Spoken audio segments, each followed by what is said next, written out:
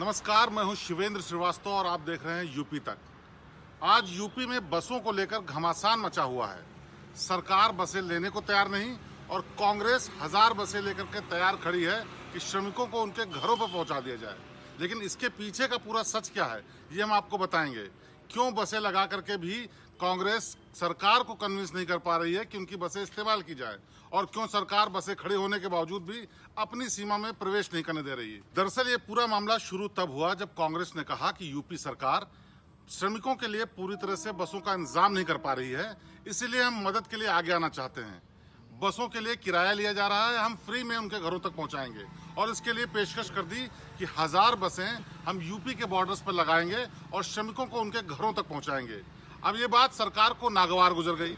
सरकार ने साफ किया कि उनके पास पूरे संसाधन हैं, हमें बसें नहीं चाहिए। लेकिन जब इस पर सियासत बढ़ने लगी तो सरकार ने कहा ठीक है, आप बसें लाइए, उसके सबूत दिखाइए। कांग्रेस की तरफ से एक लिस्ट दी गई, उस लिस्ट में दिखाया गया कि 1066 बसें यूपी सरकार को दी जा रही हैं। अब दरअसल बसें तो आ गई, बसों की लिस्ट भी आ गई। सरकार के सामने मुश्किल ये थी कि इस पेशकश को माने या फिर इसको नकार दे। लिहाजा उन्होंने एक कमी ढूंढ ली। उस कमी में ये बताया गया कि इन बसों के नंबर्स में तमाम ऐसे हैं जो स्कूटर और ई रिक्शा के नंबर हैं। लिहाजा कांग्रेस ने फर्जीवाड़ा किया है। आनंद फानन में पूरे मुद्दे पर यूपी सरकार ने प्रेस कॉन्फ्रेंस बुलाई और कहा कि कांग्रेस की लिस्ट में गड़बड़ियां हैं, लिहाजा हम इन बसों को इस्तेमाल नहीं कर सकते।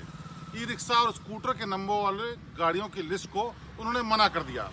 लेकिन कांग्रेस ने कहा कि सरकार सहयोग नहीं कर रही और कांग्रेस पार्टी से सहयोग लेना नहीं चाहती।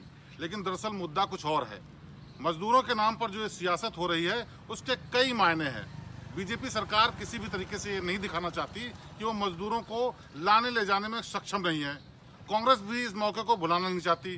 पिछले चुनाव में एकदम जमीन पर आ चुकी कांग्रेस चाहती है कि इन मजदूरों के सहारे फिर से एक बार सियासत चमका ली जाए। लिहाजा कांग्रेस महासचिव प्रियंका गांधी ने पूरा जोर लगा दिया है।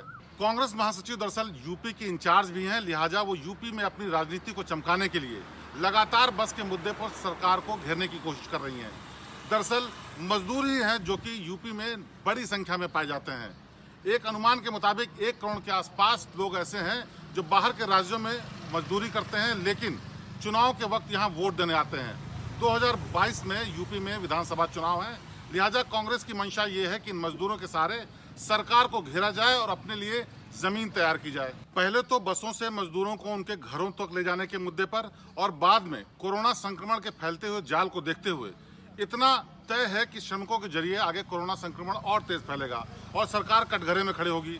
ऐसे में विपक्ष की जो भी पार्टी मजदूरों के साथ खड़ी हुई दिखाई देगी वो फायदे में रहेगी। यही सोचते हुए कांग्रेस ने 2022 के लिए अभी से दांव लगा दिया है। यानी कांग्रेस चाहती है कि मजदूरों के सहारे 2022 के चुनाव की नैया पार लगाई जाए। अब देखना यह है कि इस बेहद संवेदनशील मुद्दे पर ऊंट किस करवट बैठता है। क्या ये मजदूर कांग्रेस की तरफ झुकाव ले जाएंगे या फिर सरकार पूरी तरीके से इनके इंतजाम कर पाएगी, क्योंकि इसी पर तय होगा कि आने वाले चुनाव में 2022 के चुनाव में बीजेपी के लिए ये मजदूर सिरदर्द साबित होंगे या कांग्रेस को किनारे कर देंगे। लिहाजा कोई भी पार्टी इस पूरे मौके को छोड़ना नहीं चाहती, और इसी के चलते बसों पे जो सियासत हो रही है वो दिन ब दिन तेज होती जा रही है। आगे चल करके कोरोना संक्रमण जिस तेजी से फैलेगा उससे निपटना भी सरकार के लिए चुनौती होगी। ऐसे में कांग्रेस समेत दूसरी विपक्ष पार्टियां किसी भी सूरत में मौके को भुनाना चाहेंगी। इसीलिए सरकार के सामने बड़ी चुनौती है कि इस पूरे मुद्दे पर ठीक से हैंडल करे, वरना बाद में लेने के देने भी पड़ सकते हैं। सरकारी आंकड़ों के मुताबिक 30 से 35 लाख मजदूर प्रदेश में वापस आ चुके हैं। वो अपने घरों में पहुंचने वाले हैं, कुछ पहुंच भी चुके हैं। उनके सामने रोजगार का संकट है, रोटी का संकट है और सुरक्षित घर पहुंचने का भी संकट है, और आगे कोरोना के संक्रमण का भी डर है। लिहाजा ये चुनौती बहुत बड़ी है सरकार के लिए भी और दूसरी पॉलिटिकल पार्टीज के लिए भी।